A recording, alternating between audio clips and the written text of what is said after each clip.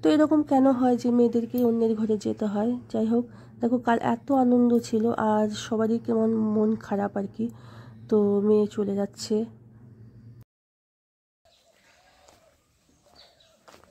তো এই যে চান টান করে একদম রেডি হয়ে গেছে আর এখন যাচ্ছি ওই কাকাদের বাড়িতে, মানে বিয়ে বাড়িতে। আমরা তো পাশে কাকাদের বাড়িতে আছি, তো সেখানে চান টান করে একদম রেডি হয়ে গেলাম। কারণ বিয়ে বাড়িতে অনেক লোকজন, বাথরুম পুরো আটকানো। তো সেই জন্য পাশের বাড়ি থেকে চান টান করে গেলাম। আসছি মাখো, দাঁড়াও। এক দিদা খেতে যাচ্ছে। আর যাই হোক, তো বাড়িতে গিয়ে দেখি সবাই কে কী করছে, নতুন বর বউ কী করছে। এখন অলরেডি দুপুর হয়ে গেছে, খাওয়ার সময় হয়ে গেছে, হয়তো খেতেও বসে গেছে। তো চলো।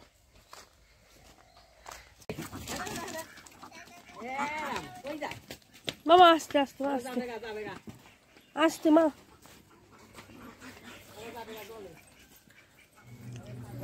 আর গ্রামে কি বলো তো একটা জিনিস, সবার বাড়িতে হাঁস মুরগি গরু ছাগল সবার বাড়িতে এটা কমন আর কি, ঠিক আছে।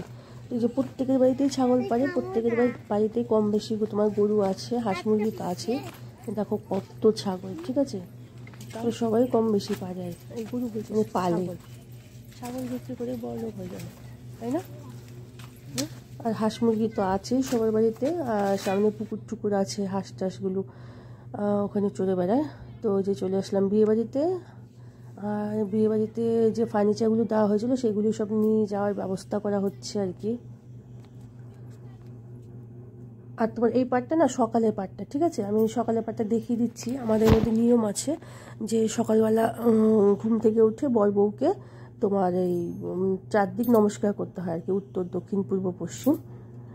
তো এটা হলো দুপুরবেলা। দুপুরবেলা খেতে বসে গেছে সবাই, যে নতুন বর বউ সবাই মিলে খেতে বসেছে আর কি এখানে দুপুরের খাবার। তো এরপরে আমরাও বসবো খেতে, সবাই এক এক করে খাচ্ছে। বিকেলবেলা আবার বিদায়ের সময়। তো এই যে আমরা এখানে বসে গেছি খেতে, শ্বশুর শাশুড়ি, এদিকে আমরা বসেছি খেতে।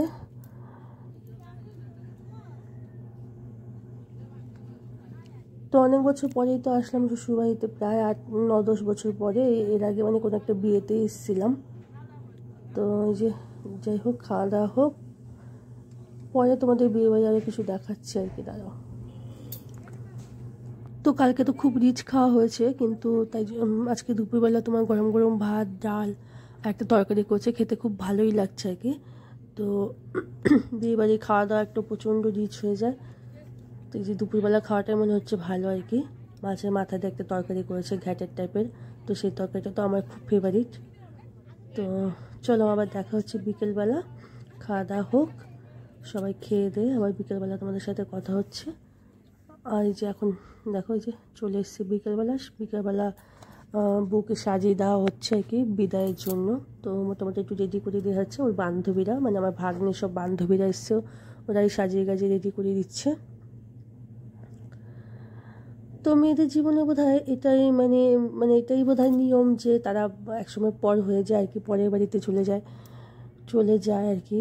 তো এটাই বোধহয় সবথেকে কষ্টের মুহূর্ত একটা মেয়ের জীবনে। বাবা মা এত বছর এক বাড়িতে ছিল, বাবা মা পুরো ফ্যামিলির সাথে, তারপরে একসময় হয়তো তারা অন্য বাড়িতে চলে যাবে।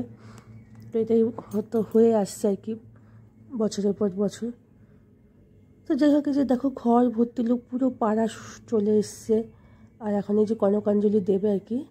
তো মানে কারোর চোখে জল আসেনি এই সময়টা, সেটা না, সবাই মোটামুটি কেঁদেছে আর কি এই টাইমটাতে। তো খুবই কষ্টের একটা মোমেন্ট। তো এই যে দেখো ঘর ভর্তি লোকজন, তো খুবই কষ্টের সময় এটা।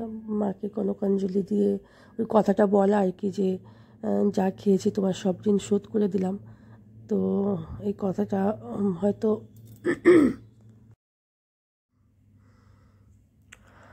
আর বাবা মার ঋণ তো কোনো দিন শোধ করা যায় না, এটা রিচুয়ালের মধ্যে পড়ে। তো যাই হোক, এই যে এখন বাইরে নিয়ে আসা হচ্ছে, বর বউকে বসিয়ে একসঙ্গে আশীর্বাদ করে, উঠোনের মধ্যে আশীর্বাদ করে তারপরে নিয়ে যাবে আর কি। আর আশীর্বাদটা ছেলে বাড়ির লোক থেকে কেউ করে তারপরে নিয়ে যাবে আর কি, ঠিক আছে। তো এই যে দেখো এখনই বিদায় হয়ে যাবে। এত আনন্দ, এত কিছু।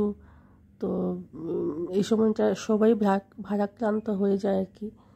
তো যাই হোক, এটাই নিয়ম, হয়তো এটাই চলে আসছে, হয়তো মেনে নিতে হবে।